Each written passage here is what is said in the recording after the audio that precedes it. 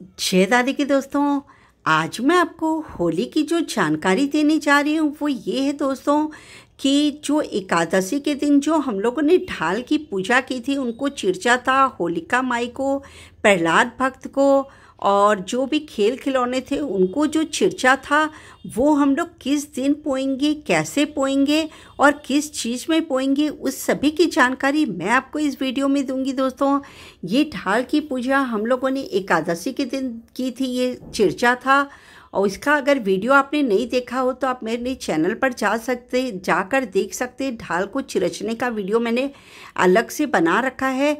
तो आपने 5, 7 या 9 जितनी भी ढाल बनाई है दोस्तों, वो क्या होता है कि इस नाड़ में पोया जाता है।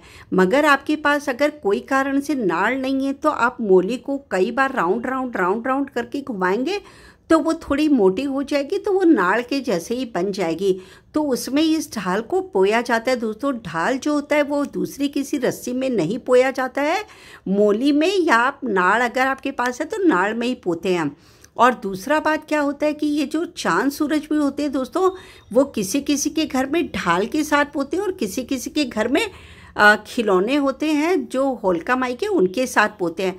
तो वो आप अपने घर के हिसाब से कर लीजिएगा, उसमें कोई प्रॉब्लम नहीं है।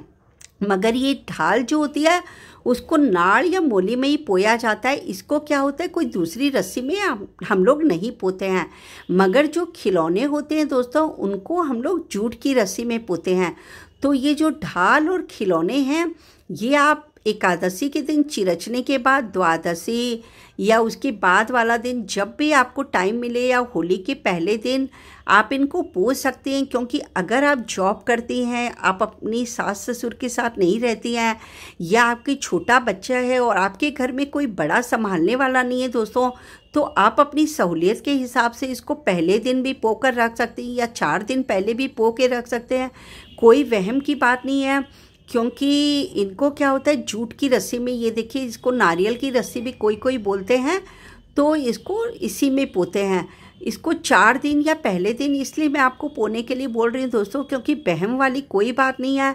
क्योंकि होली के सेम डे हम लोग को खाना भी बहुत सारा बनाना होता है, और फिर ये सब की पूजा करके हम लोग को होलिका दहन के लिए भी लेके जाना पड़ता है। उसके लिए भी हम लोग को थाली सजानी पड़ती, तैयार करनी पड़ती है। तो आप अगर इसको पहले से ही इस तरह से अगर पो कर रख लेंगे तो सेम डे आपको बहुत ज़्यादा परेशान नहीं होना पड़ेगा, और खाली आप पूजा करके और ले जा सकते हैं। तो इस तरह जूट की रस्सी में पोते हैं। और जो अगर आपके पास ये नारियल है, ये गोबर का ही बना हुआ है दोस्तों, ये वो पानी वाला नारियल नहीं है। अगर आपके पास छेद वाला नहीं है तो उसके लिए भी कोई प्रॉब्लम नहीं है दोस्तों। आप थाली में ऐसे ही रख के ले जाइए। हमारे स्टेट में छेद वाला मिलता है, इसलिए मैंने ऐसे पोया है।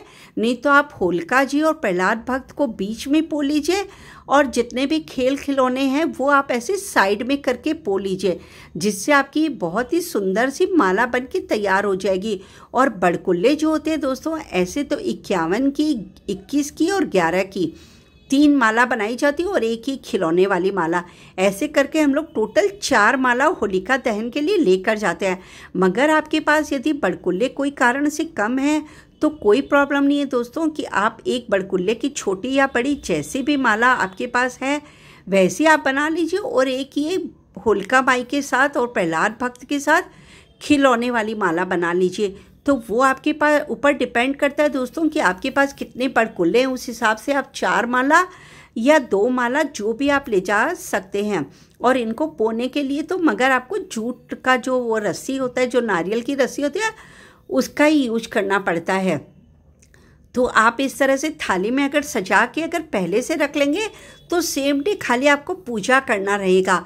मतलब सजाने वाला काम आप पहले दिन कर लीजिए, या द्वादशी, कोई एकादशी के बाद जो 11 आती है उस दिन कर लीजिए।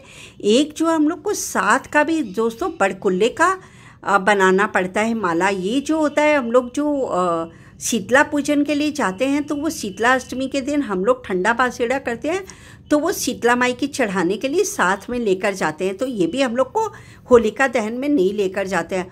और ये जो होती है ढाल वाली जो होती है, ये भी हम लोग दोस्तों होलिका दहन में नहीं लेकर जाते। ये आप याद रखिएगा, ये हम लोग पूजा ज़रूर करते हैं इनकी, मगर हमारे घर के किचन में या कहीं भी हम लोग अपने घर में इसको टांग देते हैं या ऊपर उठा के रख देते हैं। ये जो ढाल होती है वो हमारे घर की रक्षा के लिए बनाई जाती है, इसलिए हम लोग इसको होलिका दहन में नहीं लेकर जाते हैं। इस तरह बहुत ही सरल विधि से आप ढाल को और पड़कुल्लों को पूछ सकते हैं।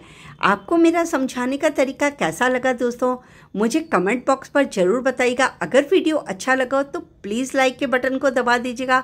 और अभी तक अगर आपने मेरे चैनल को सब्सक्राइब नहीं किया है तो प्लीज़ सब्सक्राइब करके और बेल आइकन को ज़रूर दबा दीजिएगा दोस्तों, जिससे मेरे सारे नोटिफिकेशन आपको पहले से पहले मिल सके। जय दादी की।